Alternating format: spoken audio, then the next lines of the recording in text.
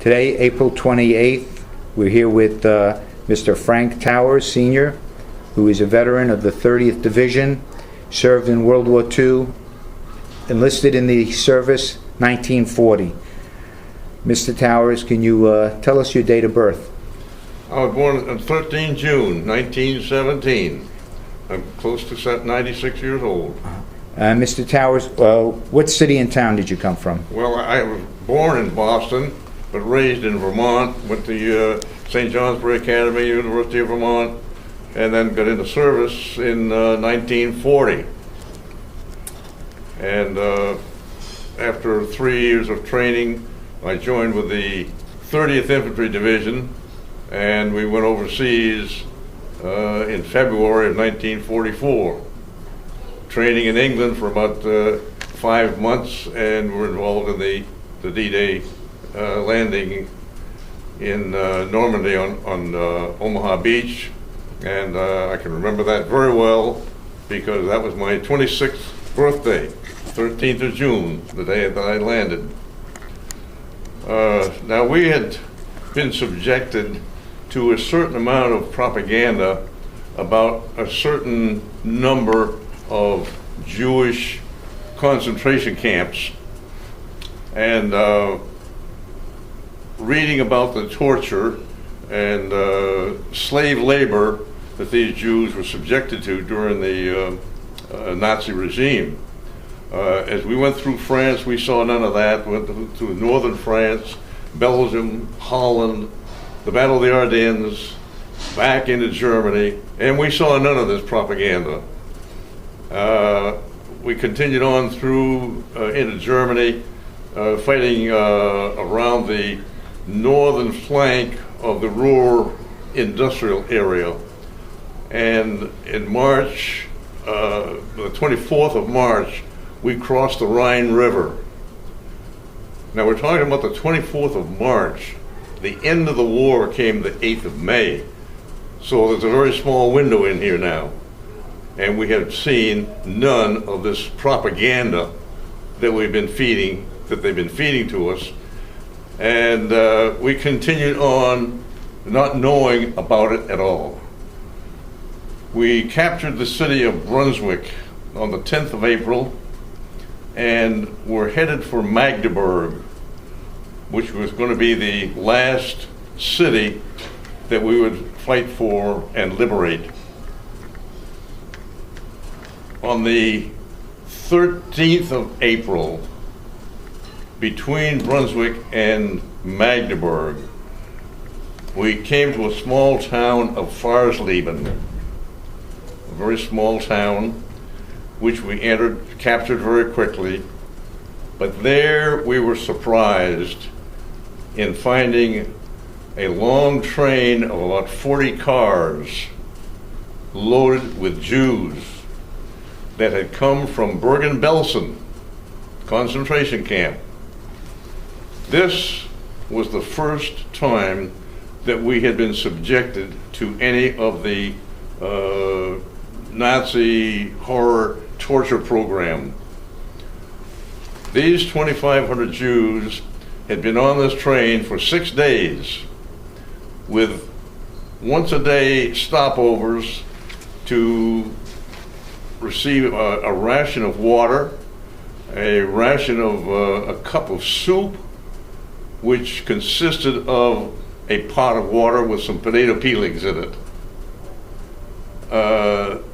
They were tired, emaciated, dirty, stinking.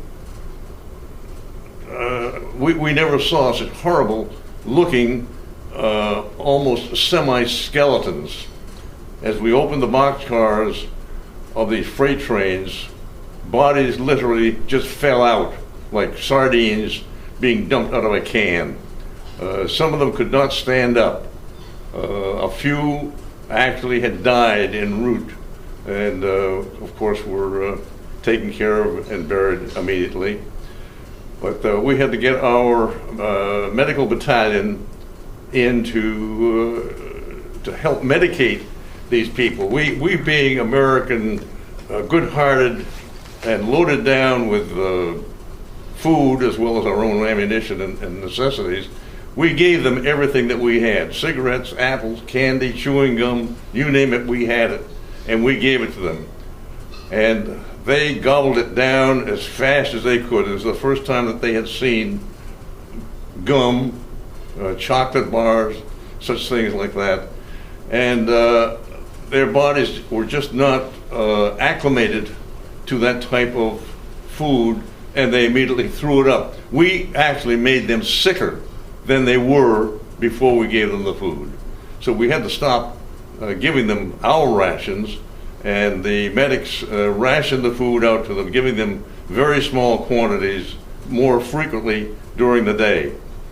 So it became my job at that point to round up transportation and get those people out of there, because Farsleben at that time was in between the Germans and the Americans. It was a battle zone, and artillery was falling around us from both sides. So it was necessary to get those people out of there before any of them wounded from the war activities. So I moved them back to the town of Hillersleben, which had been liberated the day before.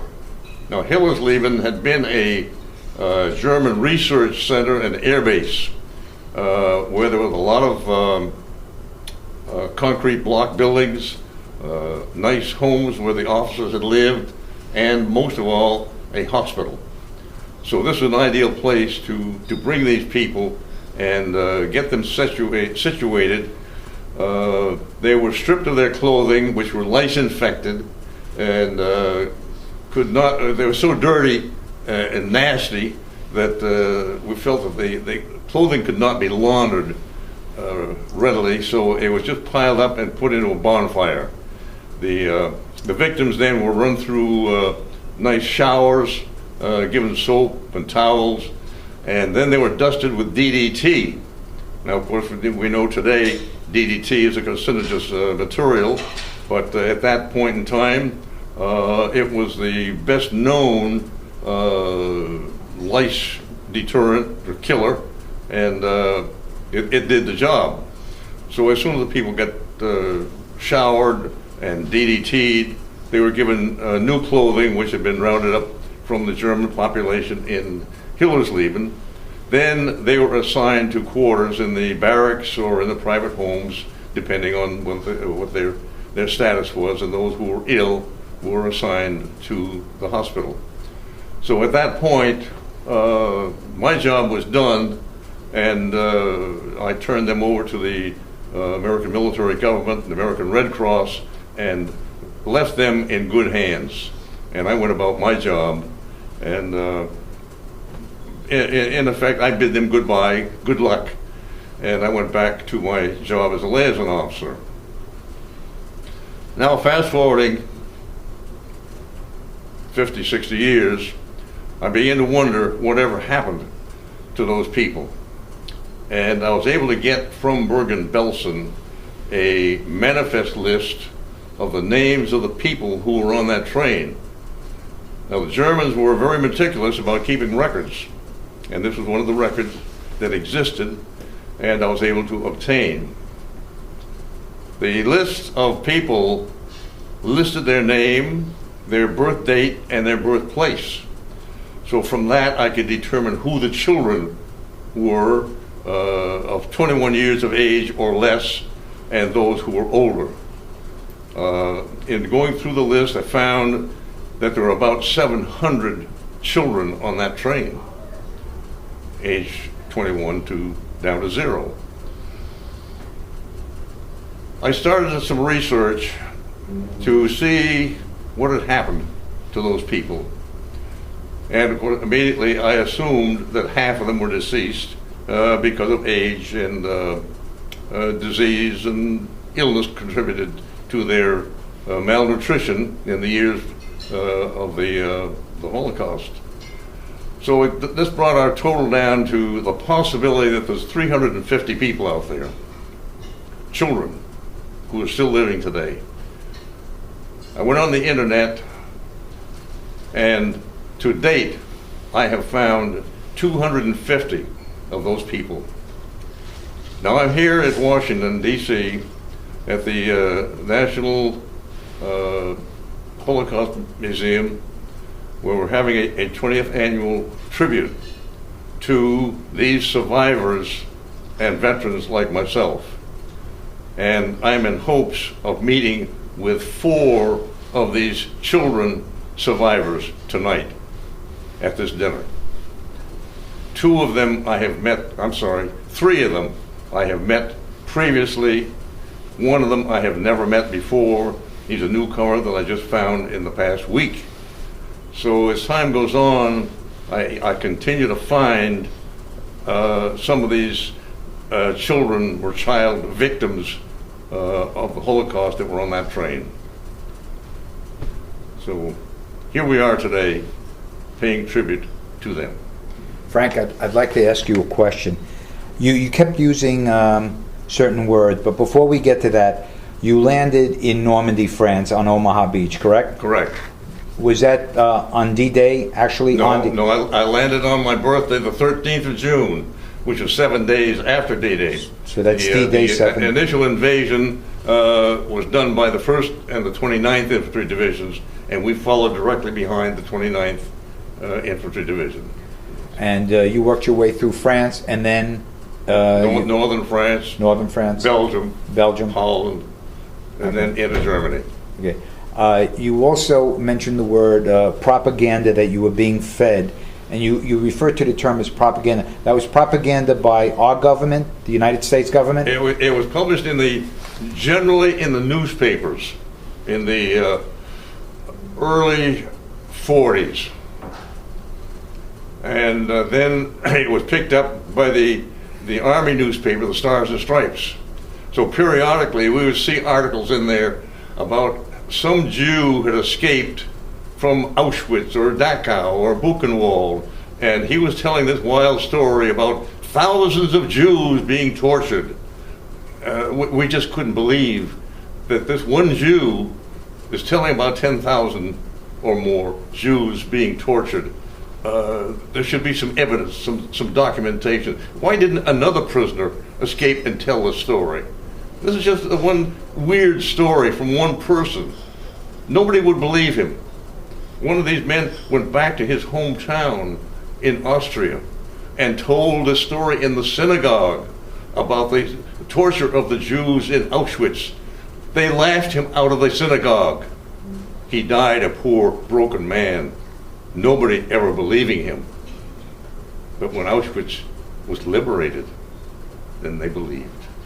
Likewise, we never believed that the German people, as educated as they were, civilized human beings, could do this to another segment of human beings. This is just not possible. But when we saw the train, we believed. And on that train there were alive and dead people? There were six people actually dead when we found the train. There had been others die on the train en route from Bergen-Belsen, but each night when the train would stop, they would bury the dead people by the side of the track and move on to the next stop. Did you believe that the situation with the propaganda that soldiers were being fed at that time, when you heard the story about the Malmedy massacre? Yes, I was there. Okay, and you yourself were there at the time. Yes. And did you actually see them bringing the boys out of the frozen ground? Oh, yes. Okay. I have photographs of the bodies covered with snow. You can see the humps in the snow where the bodies are lying. The photographs that I have were taken before the bodies were exhumed. And you're also familiar with the Wreath 11? The what? The Wreath 11. Those were 11 black soldiers that were shot? No, I'm not familiar with that. That happened right around the same time. Yeah. I just asked that because the soldiers felt that it was all propaganda, and I can understand what you're saying. One guy comes out, says he saw all this, and until you actually saw it, smelled it, you could taste it in the air, you knew what was really happening. I think that I felt that the Stars and Stripes was putting this out as propaganda to increase our tenacity and desire to go after the Germans and get them for doing this nasty deed. But it really didn't inspire us all that much, because we just thought it was propaganda. You said that when you landed, you were 26 years old. Correct. In Normandy. Yes. You had to be the old man. I was the old man in my company. That's at 26 Yeah, years. my men were all 18, 19-year-old kids. Right. And what rank were you? I was a first lieutenant then. You were a first lieutenant then. And when the Right. war ended, I was still a first lieutenant. you were still a first lieutenant Yeah. at the time of the war. In my job, that called for first lieutenant's Right. position. There was a time as you crossed into Germany, before you got to the camp and after the camp, you came across, I'm sure, SS soldiers? We constantly were coming across SS soldiers from early on in France, far and few between, because they always stayed in the back ranks and pushing the Wehrmacht and the lower ranking soldiers up to the front. So we didn't capture a great number of SS soldiers until virtually the end of the war. Well, I want to thank you on behalf of the survivors of the Holocaust. I want to thank you on behalf of all people who believe in humanity, such as yourself. And I hope tonight and tomorrow you'll be reunited with these survivors, because with the deed that you had done and your comrades that were there saved lives of many people who may not have survived those last few days had you not arrived when you did. And I look forward to videotaping you possibly tonight, if you do meet some of the people, and tomorrow. I want to thank you. And one other question, do you recall your serial number? 01294936. Something you never forget. You remember where you did your basic? I did my basic at Camp Blanding, Florida. Thank you very, very much for the interview. Let's hope this never happens again. Thank you. Amen. Okay. Okay.